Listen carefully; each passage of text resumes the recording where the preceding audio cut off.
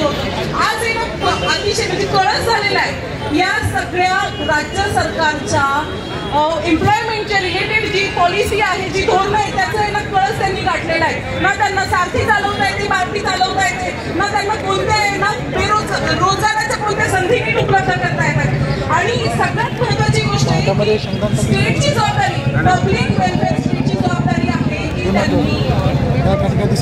त्यांनी रोजगार निर्माण करून द्यावा.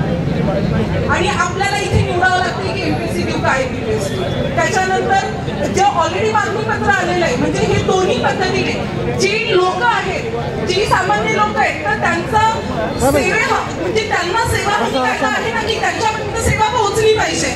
मग त्यांचाही आपण हक्क मारतोय आणि आपल्या एम्प्लॉयमेंटचा पण हक्क मारतोय. एवढ्या सगळ्या गोष्टी असताना सुद्धा आपल्या मूलभूत हक्कांवर गदा आणून या सरकारला म्हणण्यापेक्षा आपली सरकारच्या नाही आहे. आपण अतिशय सामान्य विद्यार्थी एमपीएससी करतोय, प्रशासनात जायचंय, चांगलं काम करायचं, चांगलं जगायचं, पुढं साधव गोष्ट आहे. आम्हाला राजकारणाचा काही संबंध नाहीये, आम्हाला राजकारण करायचं नाहीये. आम्ही हक्कासाठी इथे जमलोय, हक्काचं गोष्ट बोलतोय आणि आमचा हक्क मिळून आम्ही इथनं उठणार आहे, एवढीच फक्त गोष्ट आहे. पण आमच्या मूलभूत हक्कांबद्दल बोलण्यासाठी कोणीही इथे स्पष्टपणे बोलत नाहीये.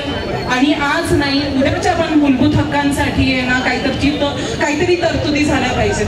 ह्या 258 जागा ऍड होणं हे प्रातिनिधिक स्वरूपात फार गरजेचं आहे की आपल्या मागण्या मान्य होऊ शकतात आणि त्या रास्त मागण्या आणि एक्झाम पुढे ढकलणं हे तर गरजेचंच आहे, नाहीतर खूप साऱ्या विद्यार्थ्यांचं लॉस होऊ शकतं. त्यामुळे ही एकजूट ठेवूया.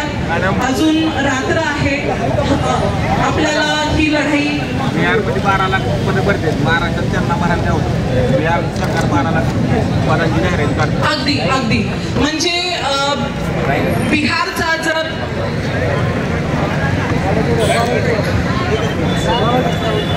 हॅलो